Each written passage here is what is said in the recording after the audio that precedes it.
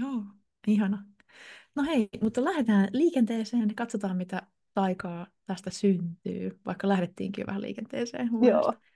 Ihana. Mutta hei, Hanna Markoksela, on tosi ihana saada sut vieraaksi ja on odottanut tätä hetkeä sieltä lähtien, kun sä ilmaannuit mun ajatusten periferiaan, kun tein tutkimustyötä mun kirjaa varten.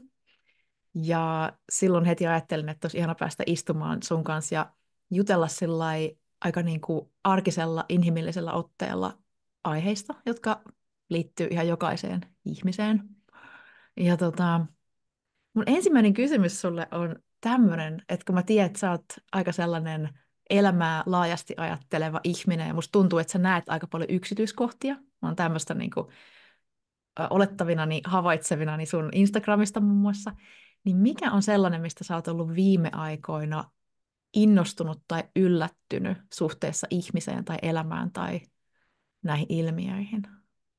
Mitä No, oivalluksia?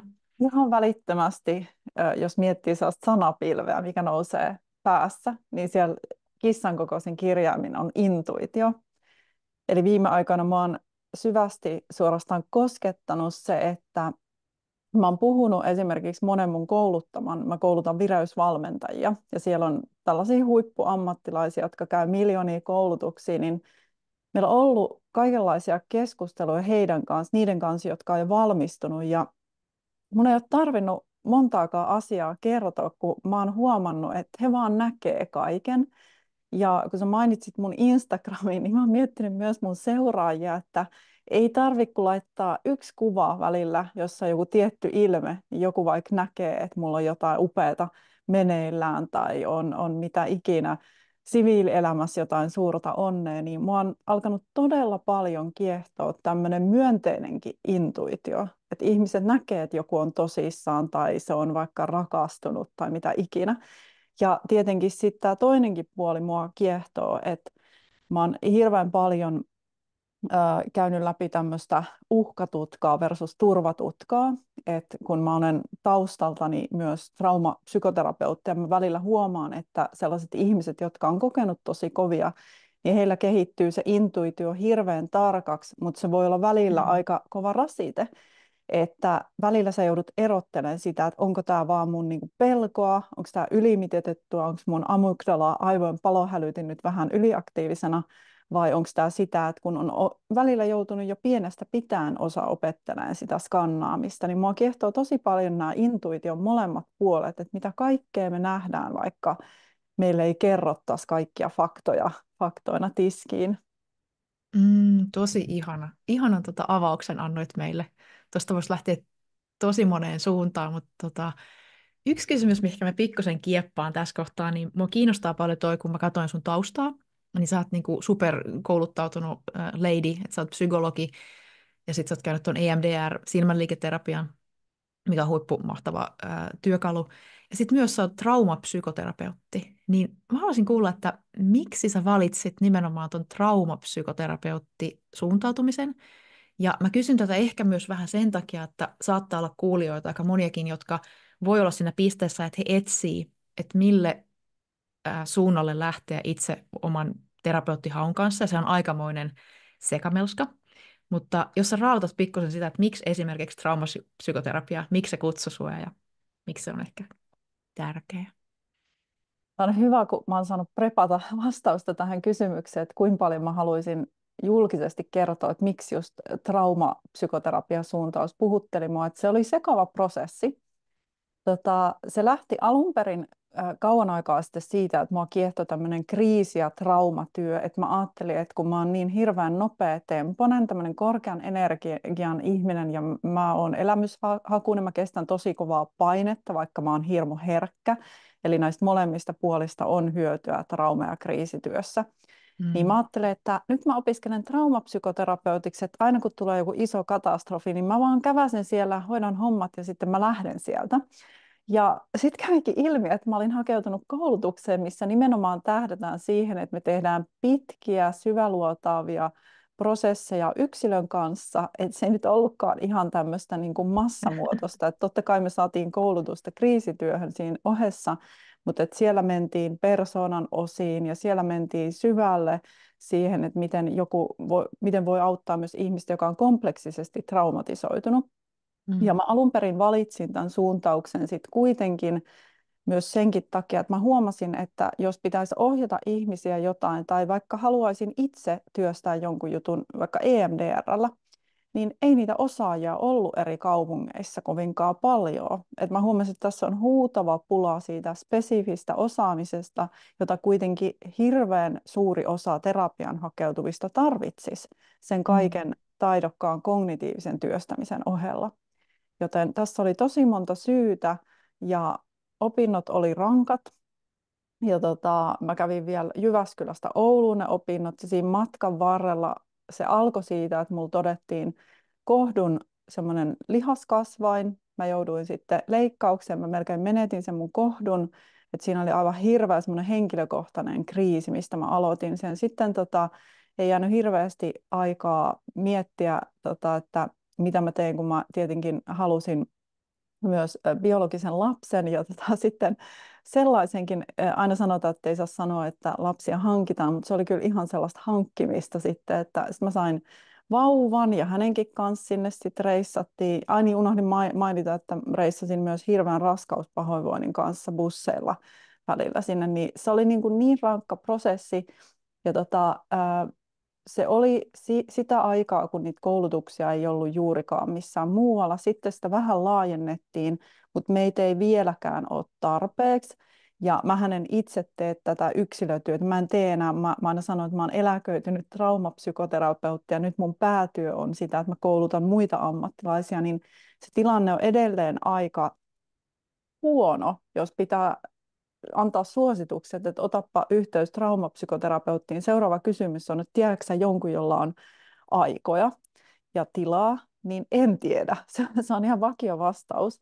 Niin jos joku miettii, mihin suuntautua, niin kyllä mä suosittelisin, että edes vaikka minkä terapiasuuntauksen valitsisit, niin jos olet psykiatri, psykologi, psykoterapeutti tai psykiatrinen sairaanhoitaja, niin hakeudu sinne EMDR-koulutukseen. Ota se ainakin siihen päälle ja sitten sensomotorinen psykoterapia. Että mä en sano, että kaikkien pitäisi käydä juuri sama traumapsykoterapeuttikoulutus, mutta sen mä sanon, että tätä traumaosaamista tarvitaan ihan hirveästi lisää. Mm. Tosi mielenkiintoinen vastaus ja ihana, kun valotit. Ja tuosta on jo kauan aikaa. Et se on niin kuin nyt mä oon tulla pitkälti vuosikymmen takaperin. Mutta nyt tämä sana, niin kuin, sana trauma, niin musta tuntuu, että se on onneksi tosi paljon pinnalla nyt, että se tulee vastaan monessa ää, asiayhteydessä. Ja joskus tuntuu, että ihmisillä on aivan semmoinen niin traumaläkähdys, että taas puhutaan sitä traumasta. Ja siinä vaarana on se, että me heitetään koko se teema roskikseen sen takia, että siinä tulee semmoinen, että rupeaa töykkäämään, että eikö voi jostain muustakin. Mutta miksi on tärkeää pitää tämä teema edelleen ja vielä niin kuin, tuoda siihen semmoista ymmärrystä? Miksi siitä on niin tärkeä puhua? Traumat ja se traumainformaatio, niin se leviää tällä hetkellä kaikkialla, että ihmiset alkaa avata silmiä sille, että me ei saada niitä traumoja, vaikka aina haluttaisiin puhua mieluummin vaikka työympäristöissä jostain muusta, niin ne traumat tulee sinne työpaikalle. Sitten samalla meille vyöryy esimerkiksi Jenkeistä tämä traumabisnes, mitä palvelee tietenkin se, että nyt halutaan kaikessa liittää kaikki traumaan. Mulla tähän liittyy ihan siis voimakkaita mielipiteitä, mitä mä alan tähän lataa heti alkuun. Please, jaa. Joo. Mulle, siis mähän liitän kaikkeen mun työhön, kun mä esimerkiksi koulutan tai teen somesisältöjä, sen liitän etuliitteeksi, se on traumainformoitua. Mutta mulla nimenomaan sen sanan merkitys mun työssä on se, että mä myös informoin, mikä ei ole traumaa ja mikä ei myöskään vaadi sitä, että meidän pitää kaikille löytää traumahoito. Kaikkeen täytyy vuosikymmeniä tehdä traumatyötä itsensä kanssa. Että meillä on niin monta juttua, mitkä sekoittuu siihen, että mikä voi tuntua traumatisoidulta tai mikä voi tuntua traumaoireelta. Eli tässä välillä meillä oli vallalla semmoinen ajatus, että kaikki liittyy geeneihin, se biologia oli tosi vahvana. Sitten yhtäkkiä jotenkin se jäi aivan taka-alalle ja sitten alettiin puhua vaan siitä, että mitä sulla on sattunut, mistä tämä johtuu, mitä sulla on tehty. Ja tämähän pahimmillaan uhriuttaa ihmiset. Se vetää ihmisen ihan uhripositioon, koska no, me molemmat tiedetään, että kaikki lähtee syntymästä lähtien siitä, että sä saat myös geenejä, jotka ohjaa sitä, että minkälainen temperamentti sulla on. Ja se on jotain sellaista, mikä on siellä kaiken pohjalla ja se näkyy. Ja ihminen oppii sit niitä temperamentin reaktioita ajan kanssa sääteleen, mutta me ei kaikki saada yhtä hyviä itsesäätely- ja hermostonsäätelytaitoja meidän varttuessa. Ja kaikki tämmöinen säätelykeinojen puuttuminen tai haasteet siinä hermoston säätelyssä ei ole traumaa. Se voi olla sitä, että sulla on tosi voimakkaasti tapissa esimerkiksi neuroottisuuspiirre, ja siinä tosiaan sen temperamentin päälle alkaa kasvaa se persoona, ja persoona on sitä, että siellä on ne sun synnynnäiset piirteet ja sitten se ympäristön vuorovaikutus. Niin nyt jos me ajatellaan, että kaikki voimakas ahdistusoireilu on aina traumaa, niin me ei päästä eteenpäin semmoisen täsmäavun saamisessa. Ja meillä menee siihen patologisoimiseen hirveästi aikaa. Ja mä oon myös heittänyt nyt tämmöisen ajatuksen ilmoille, että musta välillä tuntuu ihan, että meidän kaikkien niin kuin lapsuuskin tai vanhempien vanhemmuus on patologisoitu. Että ihan semmoinen normaali, epätäydellinen ihmissuhteet, missä aina tulee säröjä ja aina myös on hyvä, että me päästään korjaamaan niitä, mikä lujittaa sitä ihmissuhdetta ja kasvattaa meitä. Niin jos me aletaan aina vaan hakea niitä selitysmalleja sen traumaviitekehyksen kautta, niin me ollaan pulassa. Me ei saada sitä kokonaisvaltaista kuvaa, että mistä tämä voi johtua ja miten mä täsmänä saan korjattua tätä esimerkiksi jaksamista tai mielenterveyttä. Siis todella tärkeä puheenvuoro. Ja mitenkään tunnustamatta sitä, että silloin kun se on todellista ja sitä traumaterapiaa tarvitaan, niin samaan aikaan tämä puheenvuoro on ihan valtavan tärkeä. Ja mitä huomaan itse just, että syntyy semmoinen psykopatologisoinnin kulttuuri ja myös semmoinen psykologisointi siinä, että yhtäkkiä kaikki se, mikä meissä ei jollain tavalla avaudu elämän voimaan tässä hetkessä, niin siitä tulee joku semmoinen yksilön ongelma, jossa sinä yksin olet ratkaisemassa jotain isoa traumaa tai epäkohtaa sinussa, ja samaan aikaan se semmoinen laajempi yhteisöllinen kokemus, joka myös niin kuin jää tavallaan huomaamatta. Että kuinka paljon myös se, että mitä me pystytään tekemään yhteydessä toisiimme, että se on niin kuin laajempi myös se semmoinen, jos ajatellaan, että mikä estää meitä toimimasta tilanteissa jonkin semmoisen optimaalisen tai hyvältä tuntuvan niin kuin, tason mukaisesti. Kyllä. Juuri näin, ja sitten kun tämä elämä on niin moninaista, että sinne aina kuuluu se tietyn tason kärsimys, ja sitä kärsimystähän me halutaan psykologian, psykoterapian ja kaiken vaikka vireystilan säätelyn avulla, me halutaan sitä matalammalle, että se ei ole ylimitoitettua, mutta ei me sitä saada sieltä pois. Ja nyt sitten kun mä aloitin tälleen kauhean kärkevästi, niin mä haluan sitten myös lempeästi kertoa ja validoida sitä, että totuus on myös, että meillä edelleen jää vaikka psykiatrian puolella aivan hirveästi huomioimatta sitä traumaa. Ja ihminen saattaa pyöriä esimerkiksi etsimässä apua tosi pitkään ihan väärillä diagnooseilla. Tai ne diagnoosit, nehän perustuu usein vain oireisiin, että ne voi olla oikeita, mutta se alkusyy on voinut jäädä huomaamatta. Ja yksi esimerkki on se, että voi vaikka olla, että sua hoidetaan ahdistuneena tai masentuneena, mutta se ei mene loppuun asti se prosessi, jos me ei ymmärretä, että siellä saattaa olla tarpeen vielä semmoinen pidempi vakauttaminen ja sitten kun ihminen on valmis, niin purkaminen joidenkin ydintraumojen osalta, että pääsee, että koko ajan se hermosto ei reagoi kaikkeen niin voimakkaasti, jotta sulla toimii taas palautuminen, uni ja semmoinen vakaus. Ja sitten samalla tavalla ihminen voi traumatisoitua, jos hänellä on neurokirjon piirteitä, jotka johtaa siihen, että hän jää lauman ulkopuolelle ja kokee koko ajan pettymykset. Siellä voi ihan kasautua niitä traumoja, mutta yhtä lailla myös hyvin traumatisoiva kasvuympäristö voi johtaa siihen, että sä saat jonkun esimerkiksi ADHD-diagnoosin, koska se voi olla se ilmeisin näkyvä oire. Ja silloin on tietenkin tosi tärkeää saada apua niihin tarkkaavuuden haasteisiin, mutta jälleen me päästä sinne perille, jos siellä ei hoivata sitä traumapuolta myös kuntoon, että se hermosto voi oikeasti levätä ja palautua. Ja kaiken ton keskellä se, että huomaan itsestäni vaikka, että mitä enemmän mä mietin, annan mielelle ruokaa, että se ego saa pureskella ja rouskuttaa sitä, mihin se tarttuu, eli ajatuksia, kohtia, missä on mokannut, niin sitä enemmän se menee semmoiseen niin kuin tiukkaan tämmöiseen kiristyssiteeseen, että jos me pystytään myös ottamaan askel taaksepäin ilman, että me laitetaan äkkiä joku leima siihen, että tämä on traumaa tai muuta, niin siihen saattaa tulla semmoista hengittävyyttä, että me voidaan katsoa niitä elämän ilmiöitä, niitä meidän omia epäkohtia meidän vanhemmissa, ja joku pehmenee jollain tavalla. Kyllä. Mut, Ja se voi olla myös epäkohdat koulujärjestelmässä tai jossain harrastustoiminnassa. Kaikissa näissä voi olla elementtejä, jotka antaa meille kuitenkin jotain semmoista karaisua. Ja ne voi samaan aikaan jättää jälkeensä oireilua, mikä tuntuu traumalta. Ja mä en ole oikea ihminen myöskään viemään keneltäkään pois hänen traumaselitystä, enkä halua tehdä Kyllä. sitä.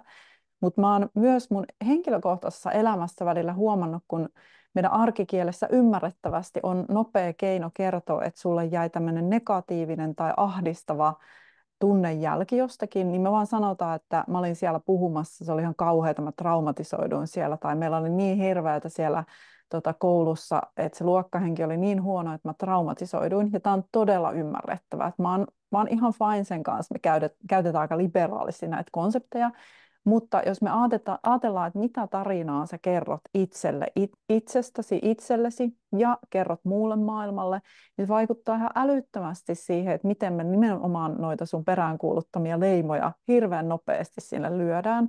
Et mä oon esimerkiksi itse pelannut jääkiekkoa ja se ei ollut erityisen herkälle ihmiselle aina sen helppo ympäristö, koska vaikka se oli naisten jääkiekkoa, niin sinne oli tuotu tosi paljon sellaisia elementtejä semmoisesta machokulttuurista, että se oli aluksi tosi hämmentävää varmasti kaikille osapuolille, että mä itkin siellä, jos mä tein virheen tai että mä ilmaisin sitä mun herkkyyttä, kun mä olin niin tottunut, että mä saan olla oma herkkä itseni. Ja sitten mä olinkin ympäristössä, missä välillä siitä tuli ihan kauheata palautetta. Ja sitten piti myös niin kuin koko ajan olla kauhean jääräpäisen sisukas ja vaan niin kuin vahva. Se oli se ihanne.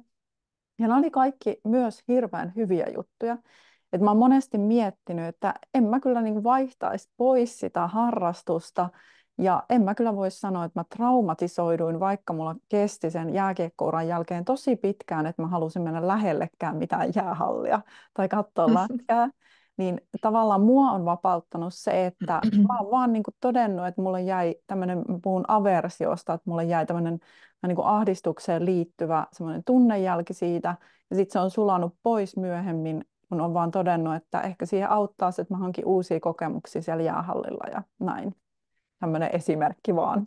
Siis aivan ihana esimerkki, ja mulle jotenkin tulee mieleen tuosta se, että kuinka valtavan tärkeää ja rikasta on siis meidän hermostolle, meidän mielelle, meidän kasvulle, että me altistetaan itseämme semmoisiin niin kuin vastakkaisen pään kokemuksiin. Että se, että sä toit sinne yhteisöön sen herkkyyden, se oli varmaan monelle semmoinen venyttävä kokemus siellä, kun siihen kulttuuriin ei kuulu se. Ja sitten toisaalta sä veit sun hermoston tilanteeseen, jossa se sai niin kuin, musta toi hyvä sanoa toi karaistua, koska me tarvitaan se kokonainen, se yin ja yang, se lujuus ja pehmeys, että me ollaan tasapainossa ja balanssissa. Tota, Juuri näin. mua kiinnostaa kysyä sulta, kun sulla on niin pitkä kokemus terapeuttina toimimisesta, että mistä myös niin kuin tunnistaa sen, että se oma eheytymisen matka tai terapiamatka alkaa ehkä tulla semmoiseen pisteeseen, että nyt voisi niin kuin levittää ne omat siivet ja ehkä päästää irti myös jostain vanhasta narratiivista. Et mä muistan, itsellä oli semmoinen kohta, missä tavallaan piti uskaltaa avautua siihen, että ehkä tästä eteenpäin niin mä voin määritellä itseni eri tavalla ja että mun ei tarvitse niin kuin kasvaa enää aina kivun kautta, vaan että se kasvu voi tapahtua jonkun semmoisen niin kuin, pehmeämpien tilanteiden kautta. Ja se piti oikeasti niin kuin ihan tietoisesti huomata, että mä kannan tämmöistä vanhaa tarinaa. Niin mitä sä sanoisit, että kun terapiassa voidaan sukeltaa loputtomiin, että sehän on niin kuin loppumaton se syvä sukellus, minkä siinä voi tehdä, aina löytyy uutta. Missä kohtaa, mitä tunnistaa itsessään, voi ruveta vähän niin kuin ajattelemaan, että ehkä tässä voisi tulla välillä pinnalle ja ottaa vaikka pidemmän tauon tai jatkaa eteenpäin erilaisilla ajatusmalleilla? Mitkä on semmoisia eheytymisen tunnusmerkkejä? No mä ensin ehkä ajattelen tälleen käyttää tässä niin kuin termejä traumaselviytyjä tai sitten trauman uhri. Tämä on semmoinen ehkä karkein juttu, missä mä voisin tehdä tuota jakoa.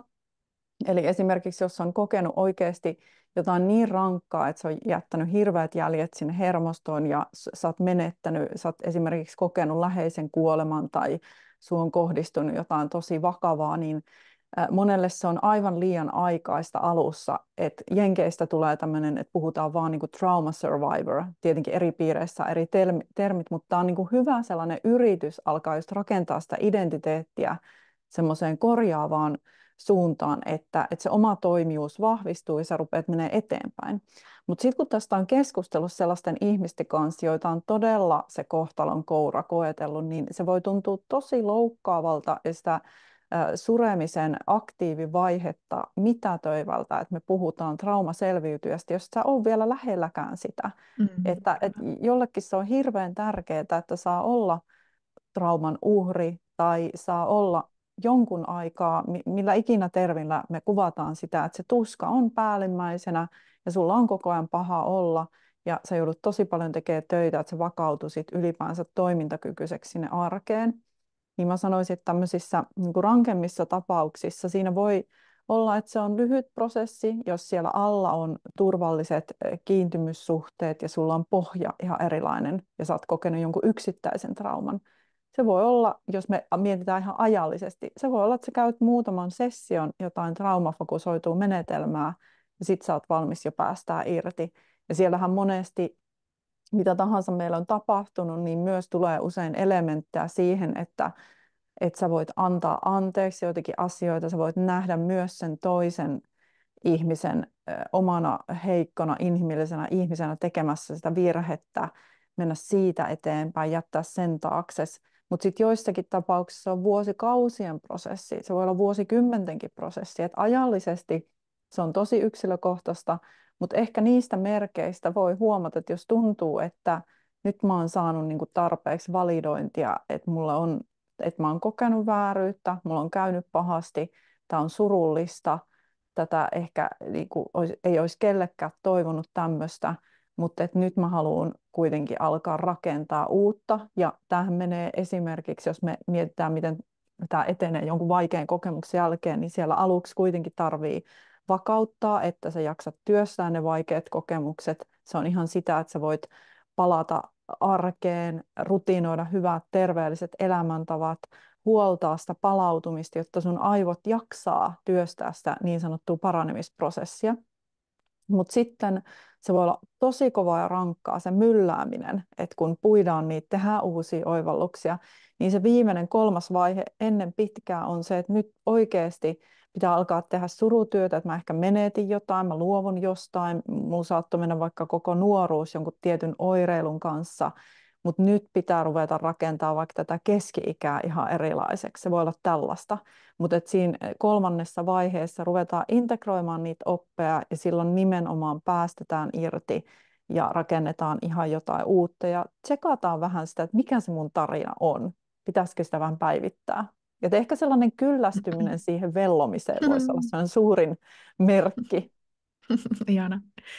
Hei, sitten tämmöinen kysymys, että jollekin, joka kuuntelee ja saattaa ajatella ehkä, että tämä ei niinku nyt koske mua, että mulla ei ole nyt mitään tämmöistä isompaa traumaa ja aina tästä niinku tavallaan puhutaan, mutta sitten tuodaan tämä työpaikan kontekstiin, koska täällä se saattaa mennä ohi aika usein, että me kaikki kuitenkin lopulta tuodaan se meidän koko maailma, siis sen potentiaalin ihmeellisyyden, meidän karaistumisen ja sitten myös ne mahdolliset haavat tai sellaiset kohdat, missä meidän iho on vähän niin kuin ohuempi, niin mua kiinnostaisi tuoda tämä keskustelu kiintymyssuhde teoriaan ja kiintymyssuhde tähän teemaan. Silloin aikanaan, vaikka mulla on siis psykologiassa tausta, niin jotenkin kiintymyssuhdeteoria todenteolla vasta pamahti mun tietoisuuteen tuossa ehkä 4 vuotta sitten. Ja se oli yksi semmoinen mun omaa toimintaa ja ymmärrystä ihmissuhteissa, parisuhteissa, työsuhteissa eniten muuttanut yksittäinen oivallus. Niin mä haluaisin sen tuoda tähän, että miten sä näet, että kuinka meidän kiintymyssuhde vaikuttaa työpaikan sisällä tapahtuviin toimintoihin. Ja voit sä myös antaa pienen semmoisen kuvauksen siitä, että mikä on kiintymyssuhde sellaiselle, jolle se on ehkä uutta, niin mikä on sun niin kuin se kultanugetti liittyen tähän teemaan?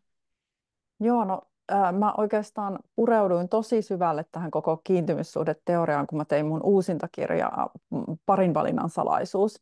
Ja siellä nimenomaan mä päädyin siihen, että nyt täytyy maailmalle kertoa meidän alalta se, että nyt ei itse asiassa enää tehdä sitä nelikenttäluokitusta, että sinä olet tuolla turvallisen kiintymyssuhteen, sinulla on ristiriitainen kiintymyssuhdetyyli ja sinulla on tämmöinen välttelevä ja sitten oli vielä tämä kaoottinen sektori, minne harva päätyy ja vaaditaan voimakkaita traumeja. Että toki tätä niin kuin tutkimuspuolella käytetään tätä nelikenttäluokitusta, mutta ensinnäkin kiintymyssuhteella siis tarkoitetaan tämmöistä syvää, jos ajatellaan syvää ihmissuhdetta, jonka sä ensin muodostat tietenkin sun hoivaajiin, ketä he ikinä ne läheisimmät ensisijaiset hoivaaja tai hoivaajat ovat. Ja sä alat muodostaa kiintymyssuhteita sun mahdollisiin sisaruksiin, tämmöiseen laajennettuun sosiaaliseen perheeseen, sukulaisiin. Sit ajan kanssa sulle tulee kaiken maailman teinirakkauksia ja sitten myöhemmin ehkä menet naimisiin tai seurustelet pitkään tai sulla on vuosikymmenten ystävyyssuhteita ja sulla on suhteet vanhempiin. Niin nyt uudempi tutkimuslinja on se, että eihän meillä ole yhtä systemaattista kiintymyssuhde luokitusta, jonka pohjalta voidaan sanoa, että sä voit olla kaikissa sun ihmissuhteissa vaikka välttelevä tai ristiriitaisesti kiintynyt, koska mun mielestä psykan puolelta meidän ainakin Jyväskylän yliopistolla, mä aina muistan, mulla jäi mieleen tämmöinen, mä en ole löytänyt, kuka tämän on ensin niin kuin sanonut, mutta tämmöinen kuin you cannot not communicate. Eli tavallaan kun me ollaan missä tahansa ihmissuhteessa, niin toinen aina kutsuu sut johonkin tanssiin. Eli vaikka sä olisit hiljaa, niin sä et voi olla kommunikoimatta. Ja tavallaan sit siinä se tanssi on hyvä metafora sille, että vaikka sä olisit minkälainen viejä itse, niin jos sieltä tulee toinen, joka vie ja sinä vikiset, niin et sä voi toteuttaa sitä samaa askelkuviota kuin jonkun toisen kanssa. Eli nyt tullaan siihen, että meillä ensinnäkin näissä läheisissä ihmissuhteissa sinne aina heijastuu se, että mitä me ollaan kasvu- ja kehityksen myötä ihan niinä varhaisina vuosina opittu meidän lähimmiltä hoivaajilta. Ja siellä me saatetaan oppia, että maailma on turvallinen paikka, mua kannatellaan, mua hoivataan, se jää meidän kehoon ja mieleen, se jää semmoisella tasolla, että me ei pystytä enää edes verbalisoida sitä, me kannetaan sitä tietoisuutta mukana. Ja sitten joku toinen valitettavasti tosi pelottavassa ympäristössä tai semmoisessa ympäristössä, missä ihan perustarpeitakin laiminlyödään, niin hän oppii ihan eri lailla sitten kiintymään, luottamaan toisiin. Eli se on ehkä karkeimmillaan sitä, että onko sulla semmoinen luottamus, että sä voit myös tulla yhdessä autetuksi, säädellyksi sun hermoston kanssa, ja sitten sä voit myös luottaa siihen omaan säätelyyn, rauhoittaa itse itsesi, rauhoittaa toisen seurassa, vai pitääkö sun aina selvitä itse, tai puuttuuko sul täysin luotto siihen omaan säätelyyn, ja sä takerrut siihen toiseen. Tätä se on karkeasti, mutta jos me yritetään tätä jollain kiintymyssuhdeluokituksella selvittää niin kuin vauvasta asti ja oletetaan, että se säilyy se sama luokitus, niin siitä on huonoa näyttöä tutkimuspuolella. Eli tämä on ehkä semmoinen niin kuin viitekehys, mikä auttaa meitä havahtumaan, että onko mulla jotain systemaattisia malleja tässä toiminnassa. Ja näähän nousee tosi paljon sieltä temperamentista ja persoonan piirteistä myös, että ne heijastuu siihen, miten me liittoudutaan muiden kanssa ja miten me halutaan pyytää apua tai paljastaa meidän tunteita, kuin avoimesti me tehdään se. Eli tässä nyt tämmöinen niin kuin näistä kiintymyssuhden luokituksista, ja nythän niin kuin uusin semmoinen päivitys tähän koko hommaan on, mistä mä kirjassakin vatvoin tosi paljon, koska tämä on mun mielestä niin superauttava shiftaus tässä ammattikunnassa. Me ollaan alettu psykan puolella puhua kiintymyssuhdestrategioista, koska tämä auttaa paljon rehellisemmin tarkastelemaan sitä, että sä alat tunnistaa ehkä, että jonkun ihmisen kanssa sulla on pääsääntöisesti käytössä tosi tämmöiset turvalliset strategiat. Eli sun on helppo kertoa sun tunteista, viestiä rauhassa, kommunikaatio on silleen tasapainossa, saadaan tukea ja turvaa, ei ole sen kummempaa. Sitten taas jonkun toisen kanssa voi olla, että sä huomaat, että sulla tulee joku hätä, tai sä haluaisit sanoa, että mä tarvin apua, tai mua pelottaa, että välität sä musta enää, ja sitten sä sammutatkin niitä signaaleja. Sä saatat sanoa itselleskin, että no ei mua olisi kiinnostanutkaan, tai ihan sama, ja sä sammutat sitä toisen suuntaan ja itsen suuntaan. Tai sitten voi olla, että sä ylivoimistat, että sulla on tämmöiset ristiriitaiset strategiat käytössä, eli sä rupeat ihan hirveällä siis hälytysjärjestelmällä reagoimaan pienimpäänkin rasahdukseen siinä ihmissuhteen niin kuin kehityskulussa, että sä aina pelkäät, että toinen lähtee. Ja joku voi sanoa, että mitä tekemistä tämmöisellä kuviolla on työelämän kanssa. Että näähän kuuluu niin kuin parisuhteeseen tai monisuhteeseen tai lapsen ja vanhemman väliseen suhteeseen. Niin tämä onkin 1000 taalan kysymys, minkä mä haluan nyt kääntääkin sulle. Että uskotko sä, että meillä työyhteisössä tai työtiimissä aktivoituu nämä meidän kiintymyssuhdestrategiat? No, mä uskon, että ne näkyy siellä, ja siksi mä oikeastaan halusin tuoda tämän pinnalle, koska eikö se ole niin, että siis kiintymyssuhde, ähm, sehän ei tavallaan näy silloin, kun kaikki on hyvin, niin sanotusti, vaan että se aktivoituu se jonkunnäköinen toiminta sit silloin, kun me koetaan, että joku meissä, tämä lempisana jälleen triggeröityy, joku meissä aktivoituu, niin silloin se tulee esille, että musta itsessä vaikka, että onko mulla taipumus vetäytyä pois sen sijaan, että mä pystyn olemaan läsnä siinä tilanteessa, rauhoittamaan sen mun hermoston, käymään sen keskustelun, käymään ne vaikeat keskustelut ilman, että sitten tulee se olo, että maailma kaatuu tähän tai jotain hirveän pahaa tapahtuu. Tai sitten se, että tulee se voimakas tarve jotenkin varmistaa, että mä oon turvassa, mistä tulee sitten tämmöinen niin kuin, grasping ja semmoinen, että kurottaudutaan sen toisen puoleen. Mun oma ajatus siitä on se, että siksi ne on niin tärkeitä, koska ne näkyy kaikkialla, missä ihmiset tulee yhteen. Se voisi näkyä jopa tässä tilanteessa sun ja mun välillä, jossain kohdassa, missä tulee joku pieni hikka, energeettinen tai joku sellainen asia, niin jotain meissä nousee. Ja mulle se kiinnostava tässä on se, että huomataanko me, huomaanko minä, että jotain musta nousee. Ja silloin voi siinä kohtaa katsoa just sieltä uteliaisuudesta, mihin sä tuossa alussa aikaisemminkin vähän niin kuin viittasit, että me ruvetaan huomaamaan, että millä tavalla me toimitaan. Niin ehkä mä tuun niin kuin tommosesta tulokulmasta. Joo, tosi kiehtovaa, koska tämä on nyt ollut tosi suosittu juttu. Ja mä oon välillä nähnyt LinkedInistäkin tästä oikein sellaisia listauksia, että näin huomaat, että työpaikalla ilmenee ja tämmöiset kiintymyssuhdeilmiöt. Ja mä itse oon tätä kuumeisesti miettinyt ja nyt mä Mm. pidätän oikeudet muutoksiin. Tämä on niin tavallaan Kyllä. uutta työpsykologiankin puolella ja meidän piireissä pohtii tätä, niin mä ajattelen sillä tavalla, mä hirveän mielelläni puhun mieluummin neuroseptiosta ja yhteissäätelystä, että me koko ajan enemmänkin skannataan, että onko mä turvassa vai onko mä vaarassa. Eli samalla tavalla kun me tehdään tavallista hahmotusta, perception, niin meillä on tämä neuroception, eli meidän hermosto skannaa koko ajan toisen ilmeistä, eleistä. Että sitä mä ajattelen, että tässä meidänkin välillä tapahtuu koko ajan ja aika voimalla. Ja nythän sä aiheutat sellaista myönteistä yhteissäätelyefektiä, koska sulla on niin ilmeikkäät, lempeät kasvot, että sä aina hymyilet ja puhut ystävällisesti, niin se on ihan selvää, että sun kanssa on helppo olla tässä, että ei tarvitse mitään haarniskaa pistää päälle tai ruveta tsemppaamaan.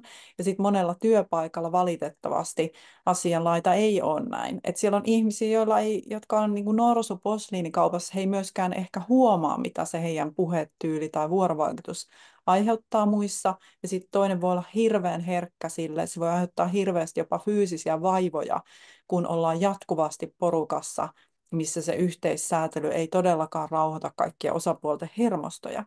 Mutta sitten kun mennään tähän kiintymyssuhde juttuun, niin mä itse ehkä ajattelen, että ne kiintymyssuhdeilmiöt kuitenkin karkeimmillaan tulee, kun meillä alkaa oikeasti muodostua semmoinen, että me ruvetaan oikeasti tutustua. Että se kuherruskuukausi jo käynnistää sen. Oli se siis jonkun uuden kumppanin kanssa tai uuden vaikka yhtiökumppanin kanssa. Että siinä on aluksi, me ollaan niin kuin vähän pintatasolla kuitenkin siinä ja vieraskoreita ja sitten se suhde alkaa syventyä.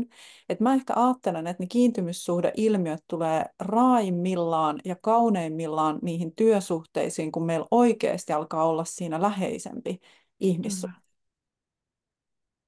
Että tavallaan Kyllä. ehkä jos me ollaan 100 henkilön organisaatiossa, niin siellä osa on sun tuttuja. Joidenkin kanssa, jos me nyt vaikka mietitään poliisiparivaljakkoa, niin mulla siis tulee jo ihan kohta kyyneleet silmiin, jos mä alan tässä maalailla kaikkea, mitä on sillä puolella saanut nähdä. Tai jotain työtä, missä sulla on semmoinen työpari, jonka kanssa sä jaat enemmän vaikka kuin sun puolison kanssa, mitenkään sitä avioliittoa väheksymättä, mutta se, että olette koko ajan niin kuin hyvin paineistetuissa, haastavissa tilanteissa, välillä teillä on hauskaa ja kevyempi jakso, niin siinä alkaa kyllä muodostua jo todella niin kuin kiintymyssuhde, vähän niin kuin ystävyystenkin välillä, jotka on tosi paljon tekemisissä. Ja mun mielestä olisi nyt hyvä, että ihmiset välillä pysähtyisi tutkiskeleenkin tätäkin ilmiöä, koska näissäkin voi tulla sitä menettämisen pelkoa, voi tulla mustasukkaisuutta, voi tulla kaikenlaisia, sä käytit sanaa triggeröityminen, mun mielestä se on ihan fine, sillä ei ole keksitty hyvää suomenkielistä termiä, mutta mä tykkään siitä, että se on tarpeeksi voimakas sana kuvaamaan sitä, miten naps vaan meissä käynnistyy hirveän voimakkaat hermostollisetkin reaktiot. Kyllä.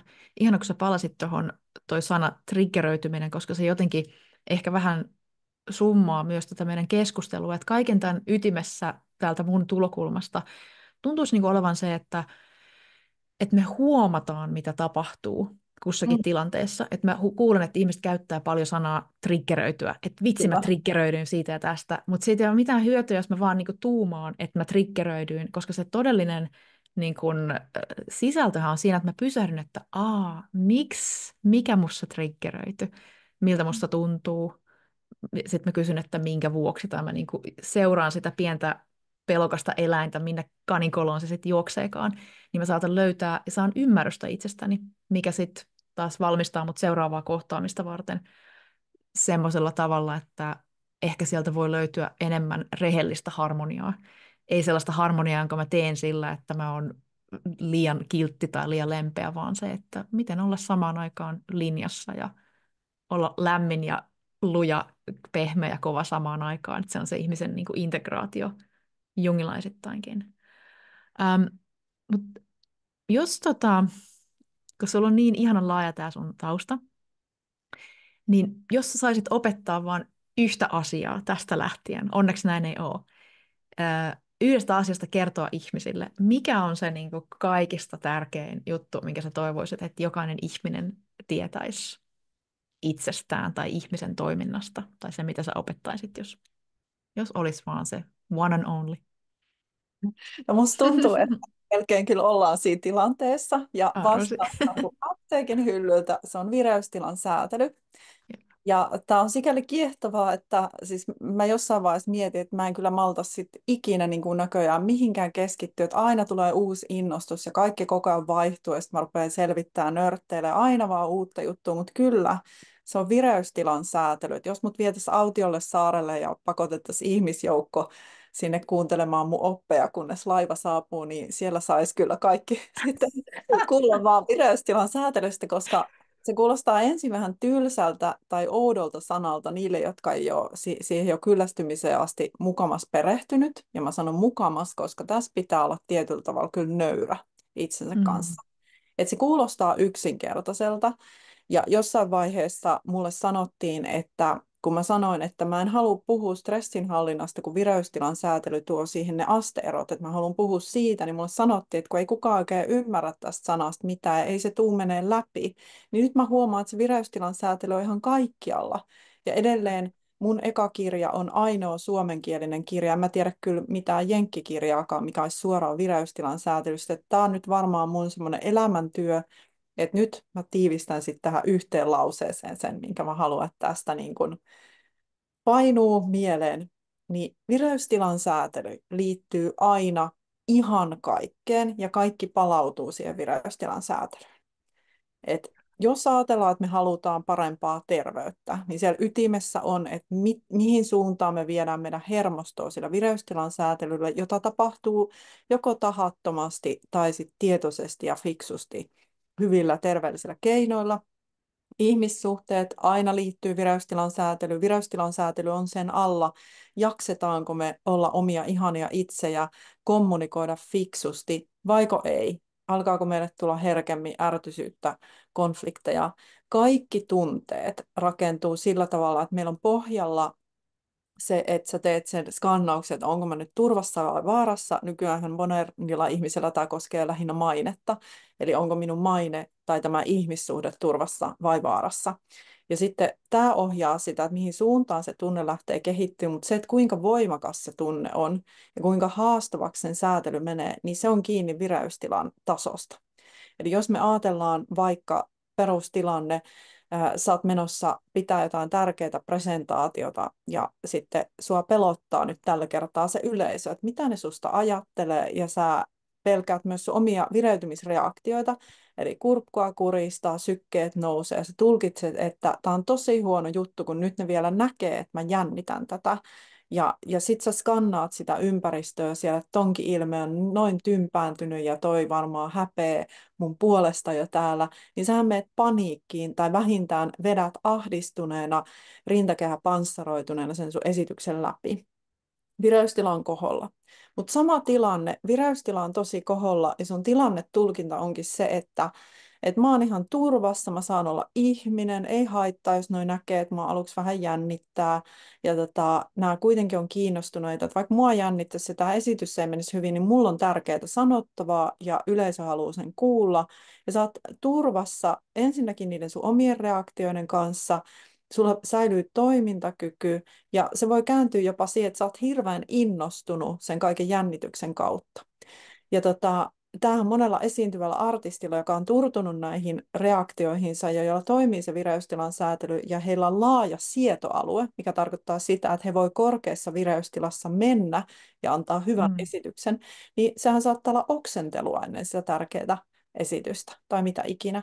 Niin tavallaan tässä tullaan siihen, että kun meillä on aina ne tunteet mukana, niin jos me halutaan päästä tunnesäätelyn ytimeen, niin siellä pitää ymmärtää se, että se on aina nopein avain saada vähän säätelyä, että me pystytään aina muokkaamaan sitä vireystilaa ja sitten samalla sitä tilannetulkintaa.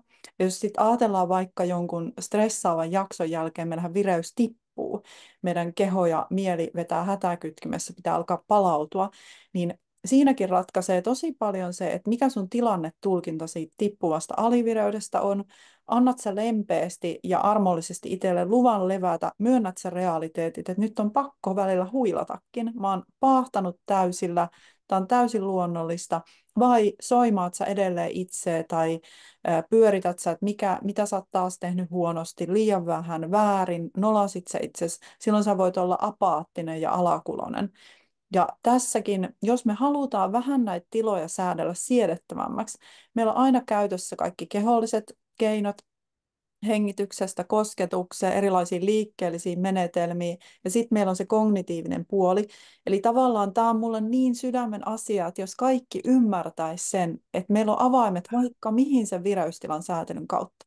Ja sitten kun me mennään vielä tähän yhteissäätelyyn, niin siellä Mm. säädellään sitä vireystilaa tiiminä, niin jos jokainen yritys ymmärtäisi, mikä supervoima siellä on, kun se vireystilan säätely otetaan haltuun, siitä aukeaa sille firmalle oikeasti tietynlainen taivas, että siellä on ihmisillä hyvä olla ja se paras älykkyys, luovuus, ongelmanratkaisukyky saadaan paineistetussakin tilanteessa käyttöön.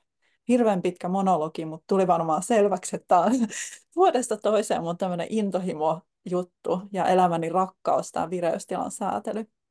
Kyllä, tekee mieli sanoa aamen, ja on kyllä niin monologien arvoinen tämä teema.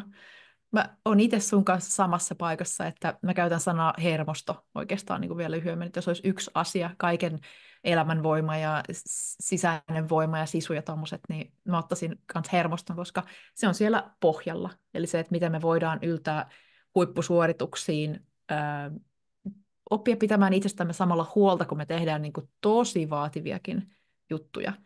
Et jos ajattelee, että elämä on se meri, minkä keskellä se meidän pikku pursi seilaa, niin se, että meillä on se vireystilan säätely, mikä tietenkin, jos laitettaisiin vielä yksi pohjapalikka siihen vireystilaan ja hermostoon, niin se on tietoisuus. Koska se on se, että mä huomaan, että mussa tapahtuu jotain, koska se kehohan on niin huikea anturi ja tietopankki, että se pyrkii koko ajan antamaan meille viestiä, mutta jos mä en ota sitä vastaan enkä huomaa, niin sit se saattaa piipittää siellä vuosikymmeniä.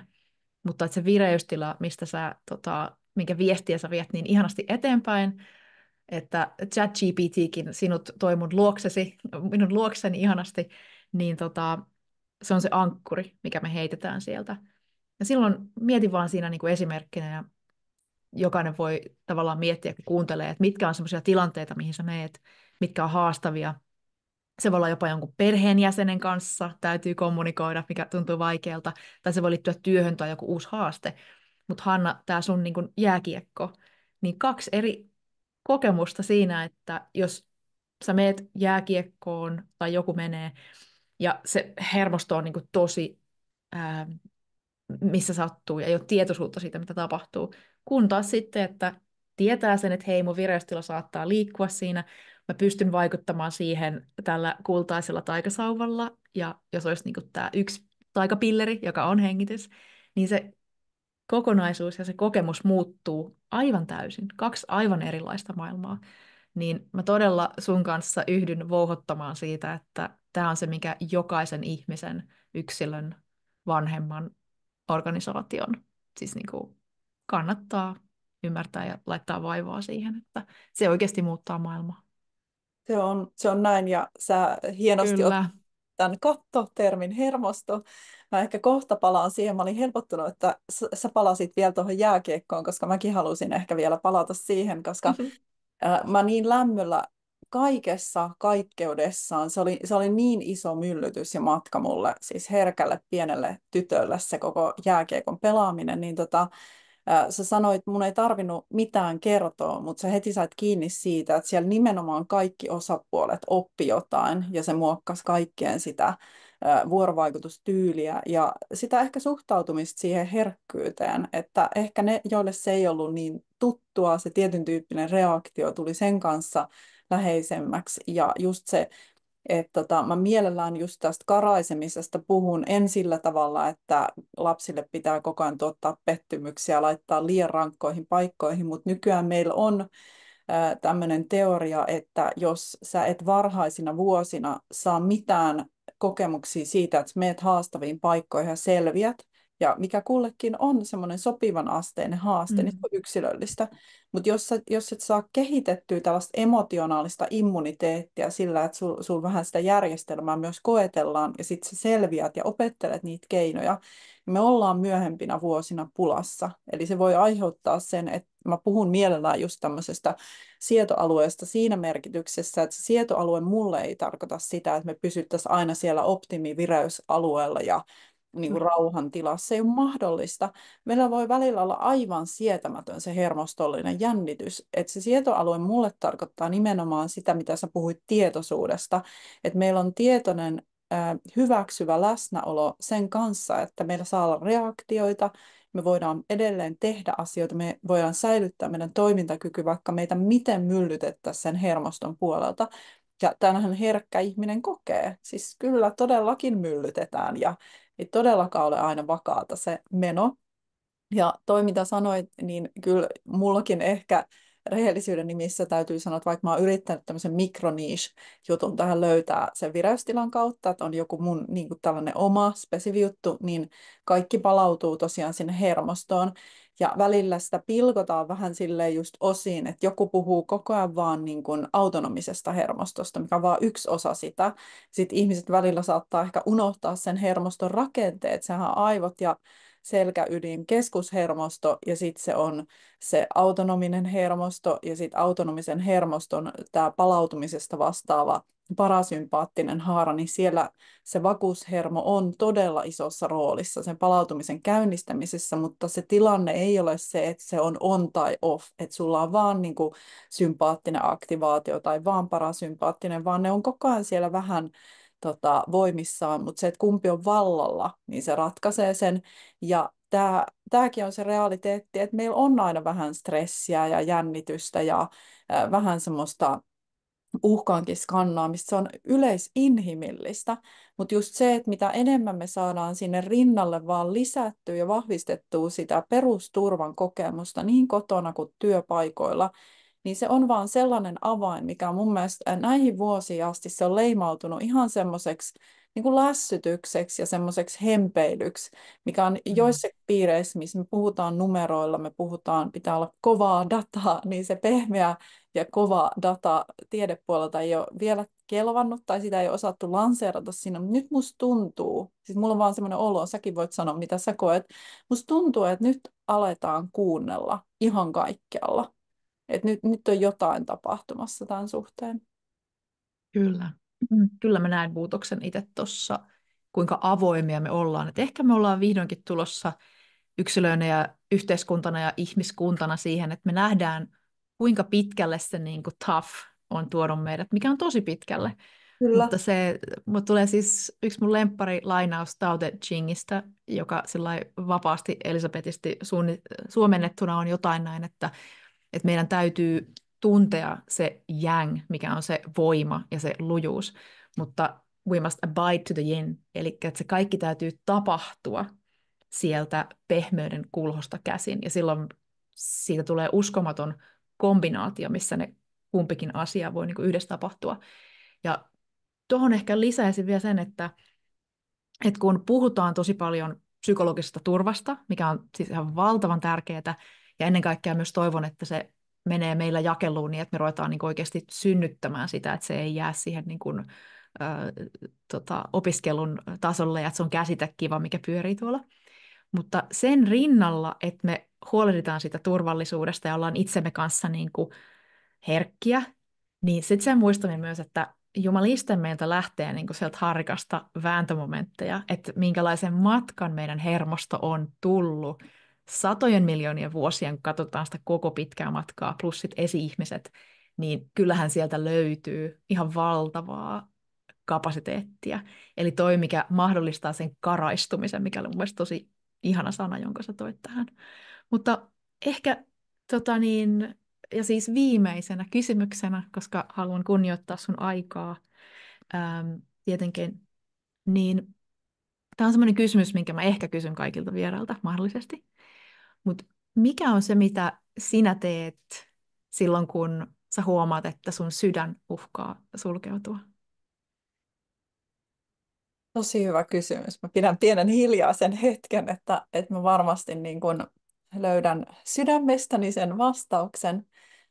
Ähm, Ehkä mä silloin, jos mä menen ensi ajatusten tasolle, koska mulle kuitenkin ajatuksistakin käynnistyy niin paljon sellaisia hermostollisia vapauttavia reaktioita, niin jos mun sydän uhkaa sulkeutua, niin sit mä aina tietyllä tavalla muistan, että oli se niinku vihaa tai ärtymystä tai katkeruutta, mikä siellä meinaa sitä sulkea, tai pettymystä, niin mä muistan, että se vastavoima on kuitenkin kaikille näille meitä tuhoaville ja raateleville tunteille rakkaus ja semmoinen myötätunto. Ja sitten mä lähden jollain tavalla, mä en tee aktiivisesti mitään myötätuntomeditaatiota, vaan mulla on jo ehkä sisäistynyt. Tämä ei ole mikään sellainen, että mä sitten rupean humisee jotain mantraa, vaan mulla on jäänyt siitä mettaversiosta, mitä mäkin opetan ihmisille, niin tämmöinen lause mieleen, että hän saa tehdä virheitä ja oppia niistä. Ja tämä pätee niin hyvin, tämä pätee niin hirveän hyvin kaikkiin ihmisiin, jotka meidän hermoja koettelee, ja myös meihin itseen. Meihin itseenkin tämä pitää aina ulottaa, että minäkin saan tehdä virheitä ja oppia niistä. Niin se jollain tavalla aina mut sulattaa. Ja nyt sitten siellä aina joku ääni sanoo, ja ihmiset ihan suoraan mulle sanonut, jotka on esim. Työpaikalla, missä he on jo aivan sairastuneita vaikka yhden ihmisen takia, jolla on persoonan rakenteet sellaiset, että kaikki voi huonosti, niin sitten tulee se kysymys, että no entä jos hän ei ikinä opi? Niin sit siinä on tavallaan se, että silti, että sä sanot sen, että hän saa tehdä virheitä ja oppia niistä, niin se silti rauhoittaa mut, koska sitten kun me ollaan siinä pisteessä, että joku tekee uudestaan ja uudestaan samat virheet, niin siinä kohtaa tulee se jo sellainen tietty hyväksyntä, että nyt on näin. Ja sitten käynnistyy sellaiset lempeät, terveet rajanvetoprosessit, myös tietynlainen huumori. Siis mä oon aina eri yksiköissä toimiessa tai asiakkaiden kanssa tai ystävien kanssa, musta tuntuu, että joku aina ajattelee vaikka, että traumapsykoterapeutin työ ja kaikki kentät olisi kauhean synkkää ja siellä vaan niin kuin itketään ja puidaan vaikeat juttuja, niin enimmäkseen tosi parantavaa on se, että me myös löydetään sitä absurdia huumoria näistä tilanteista. Ja jos sä oot vaikka turhautunut siihen, mitä sulla on tehty, niin lopulta se myös kääntyy ihan farssiksi.